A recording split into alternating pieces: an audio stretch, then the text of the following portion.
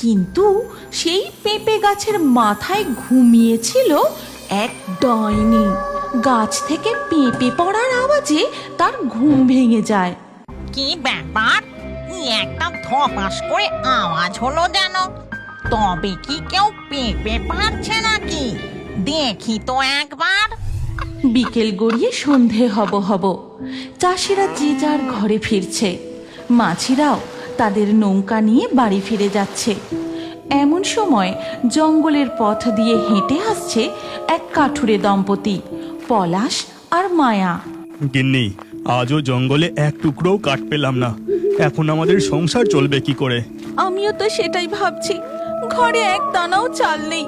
ভেবেছিলাম কাল বাজারে কাঠ বিক্রি করে চাল কিনে আনলে দুমুঠো ফুটিয়ে খাবো। এখন কি হবে? এই কথা ভাবতে ভাবতে তারা হাঁটতে থাকে। এমন সময় তাদের নাকে আসে সুন্দর পাকা মিষ্টি পেঁপের গন্ধ। সেই গন্ধ পেয়ে মায়া দাঁড়িয়ে পড়ে আর বলে, কি গো, একটা কেমন সুন্দর মিষ্টি গন্ধ আসছে না? হ্যাঁ গো, আমিও তো তাই পাচ্ছি, কিন্তু গন্ধটা কোন দিক থেকে যে আসছে। এরপর পলাশ আর মায়া সেই পেঁপের গন্ধ অনুসরণ করতে করতে এগোতে থাকে। আর কিছু দূর যেতেই তারা দেখতে পায় একটা বিশাল পেঁপের বাগান, আর প্রতিটা গাছে বেশ বড় আকারের পাকা টুসটুসে পেঁপে ঝুলছে। ওই দেখো গিন্নি, কত পেঁপে ঝুলছে। পেঁপেগুলো কত বড় বড় গো, আর পেকে একেবারে হলদে হয়ে গেছে। দেখেই মনে হচ্ছে খুব মিষ্টি হবে। চলো আমরা বরং আজ কিছু পেঁপে পেড়ে নিয়ে যাই। হ্যাঁ, জঙ্গলের পেঁপে গাছ থেকে এই পেঁপে পেড়ে নিয়ে গিয়ে কাল বাজারে তুমি ওইগুলোই বিক্রি করো।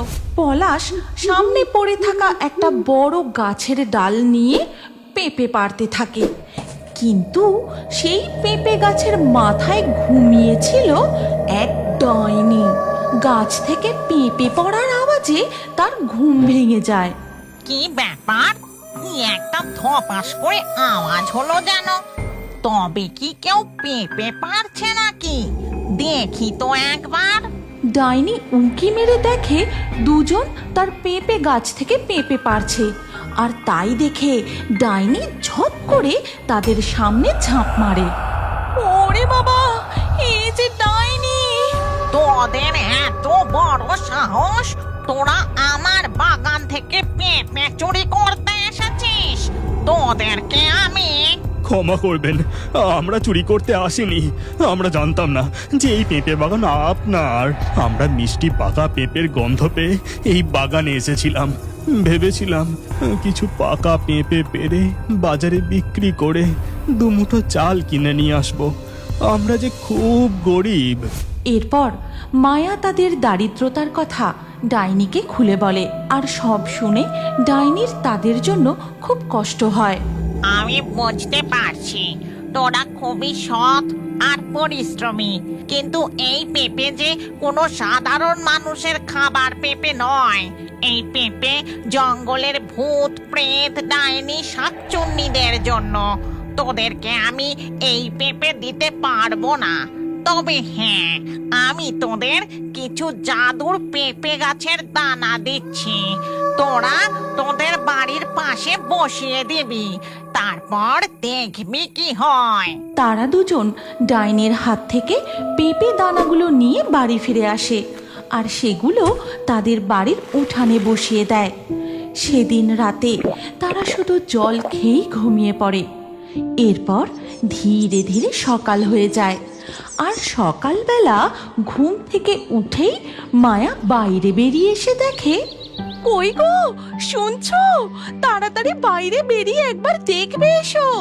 মায়ার ডাকাডাকিতে পলাশ তাড়াতাড়ি বাইরে বেরিয়ে আসে, আর দেখে রাতারাতি পেঁপে গাছ বড় হয়ে তাতে পাকা পাকা পেঁপে ঝুলছে, আর পেঁপের গন্ধে চারিদিক একেবারে ম ম করছে। তুমি আর দেরি করো না, তাড়াতাড়ি বেশ কিছু পেঁপে পেড়ে বাজারে বিক্রি করে এসো। পলাশ তাড়াতাড়ি করে বেশ কিছু পেঁপে পেড়ে ঝুড়িতে করে নিয়ে বাজারের দিকে চলে যায়। পেঁপে নিয়ে যাও, পেঁপে, মিষ্টি পাকা পেঁপে। আরে তাড়াতাড়ি নিয়ে যাও, একবার যে খাবে সে বারবার নিয়ে যাবে। পাকা পেঁপে, পাকা পেঁপে। পলাশের ঝুড়ির মিষ্টি পাকা পেঁপের গন্ধে বাজার একেবারে ভরে যায়। আর তার ঝুড়িতে বড় বড় পাকা পেঁপে দেখে সবাই তার কাছে আসে। বাহ, তোর ঝুড়ির পেঁপেগুলো তো বেশ বড় বড়, কি সুন্দর পাকা, দেখেই মনে হচ্ছে খুব মিষ্টি হবে। আর তা কত করে দাম রে? বেশি না, এক পিস মাত্র 20 টাকা। তুমি নিয়েই যাও না, খারাপ হলে আমি টাকা ফেরত দিয়ে দেব। দেখবে এই পেঁপে খেলে তুমি কাল আবার আমার দোকান থেকে কিনতে আসবে। হ্যাঁ, এইভাবে একে একে পলাশের সব পেঁপে বিক্রি হয়ে যায়। তারপর সে মনের আনন্দে নানান রকমের বাজার করে বাড়ি ফেরে। গিন্নি, ও গিন্নি, দেখো আমি কি নিয়ে এসেছি। আজ জমিয়ে রান্না করো, অনেকদিন ভালো মন্দ কিছু খাইনি। হ্যাঁ হ্যাঁ, আজ নানান রকমের রান্না করব, চলো এবার ভেতরে চলো। এরপর তারা দুজন ঘরের মধ্যে চলে যায়। এর পরের দিন সকালেও পলাশ ঝুড়ি ভর্তি করে পেঁপে নিয়ে বাজারে যায়। নিয়ে যাও, নিয়ে যাও, মিষ্টি পাকা পেঁপে নিয়ে যাও। পেঁপে, পেঁপে।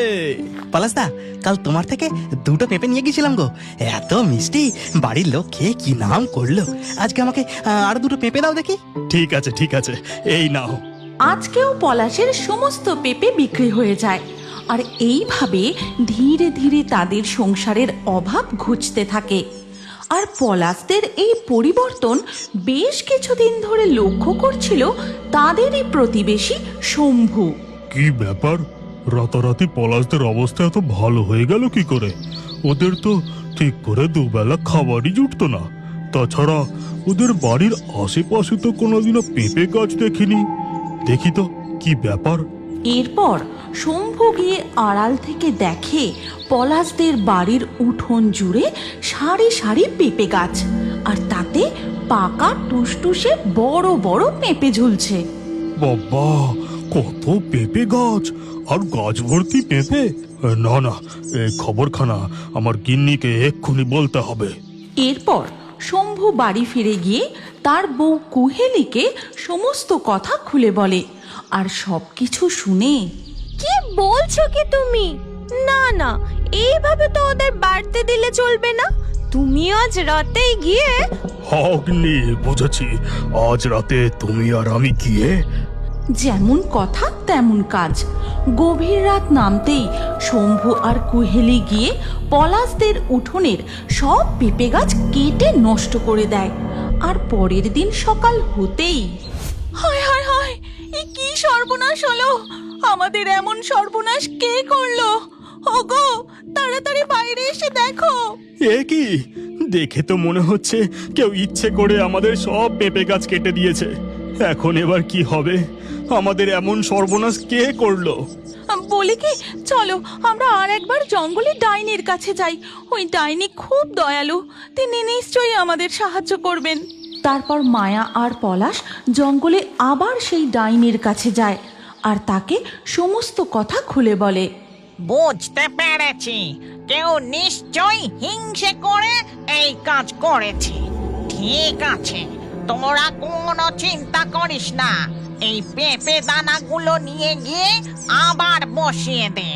আজ রাতে আমি নিজে গিয়ে তোদের পেঁপে গাছ পাহারা দেব। পলাশ আর মায়া সেই পেঁপে দানাগুলো নিয়ে আবার তাদের উঠানে বসিয়ে দিয়ে সেখান থেকে চলে যায়। আর সাথে সাথেই জাদুর পেঁপে গাছ বড় হয়ে গাছ ভর্তি পেঁপে হয়। তারপর ধীরে ধীরে রাত নেমে আসে। আর সেদিন রাতেও কুহেলি আর শম্ভু আসে পলাশদের উঠোনে। এ কি গো, এ আমি কি দেখছি? এরা কি জাদু জানে নাকি? কাল তো সব গাছ কেটে নষ্ট করে দিলাম, রাতারাতি আবার সব গাছ উঠে দাঁড়িয়ে পড়লো কি করে? চলো তো গিয়ে দেখি। এরপর তারা দুজন পলাশদের পেঁপে বাগানে প্রবেশ করে। কিন্তু সেই রাতে পেঁপে বাগান পাহারা দিচ্ছিল সেই ডাইনি। তবে রে, তার মানে তোরাই এই ভালো মানুষদের ক্ষতি করেছিলিস। দাঁড়া, তোদের মজা দেখাচ্ছি। শম্ভু আর কুহেলি তাদের বাগানের পেঁপে পাড়তে গেলে ডাইনি তাদের দিকে পেঁপে ছুঁড়তে থাকে। এ কি গো, ঝড় নেই জল নেই, এইরকম পেঁপে উড়ে আসছে কোথা থেকে? আরে ওইসব দেখতে গেলে এখন চলবে না, আগে এই গাছগুলো কেটে নষ্ট করে দিতে হবে। হ্যাঁ, এরপর শম্ভু তার কুড়ুল নিয়ে আবার পেঁপে গাছ কাটতে গেলে হঠাৎ করে তার হাতের কুড়ুল উধাও হয়ে যায়। আর ঠিক তখনই তাদের সামনে ডাইনি ঝাঁপ দিয়ে নেমে আসে। তোদের এত বড় সাহস, তোরা হিংসে করে এদের পেঁপে বাগান নষ্ট করতে এসেছিস। আজকে তোদের আমি উচিত শিক্ষা দেব। এই কথা বলে ডাইনি তাদের দুজনকে শূন্যে তুলে ধরে। তারপর জাদু করে তাদের সামনে এক ঝাঁক মশা এনে দেয়। ওরে বাবা রে, মরে গেলাম রে, মশার কামড়ে একেবারে নাজেহাল হয়ে যাচ্ছি। ওরে বাবারে কি জোরে মশা কামড়াচ্ছে। ওরে বাবারে, আমাদের ক্ষমা করে দিন, আমরা আর কখনো প্রতিবেশীর ক্ষতি করব না, আমাদের ক্ষমা করে দিন। যা, পালা এখান থেকে, আর কোনোদিন যেন তোদের এই চত্বরে না দেখি। এই বলে ডাইনি তাদের নামিয়ে দেয়।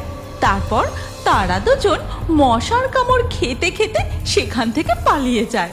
আর চিৎকার শুনে পলাশ ও মায়া ঘর থেকে বেরিয়ে আসে।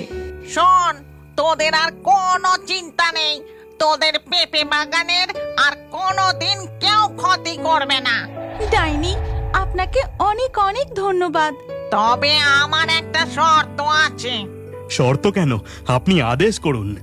আমাদের জঙ্গলে পেঁপে কম পড়ছে, পাশের জঙ্গল থেকে অনেক পেঁপের ডিমান্ড আসছে।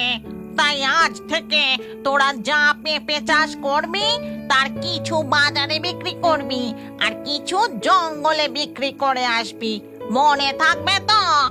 এরপর থেকে তারা কিছু পেঁপে দিনের বেলায় বাজারে বিক্রি করে আর কিছু পেঁপে রাত্রিবেলায় নিয়ে যায় ভূতেদের জঙ্গলে। সেখানে অনেক দেশি বিদেশি ভূতেরা আসে পেঁপে কিনতে। এইভাবেই ধীরে ধীরে পলাশদের সংসারের সচ্ছলতা ফিরে আসে।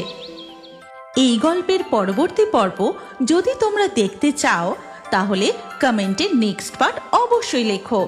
আর আমাদের ফেয়ারি টুনস বাংলা ফেসবুক পেজটি এক্ষুনি ফলো করে নাও। এই গল্পটি ভালো লাগলে লাইক দিয়ে শেয়ার করে দাও।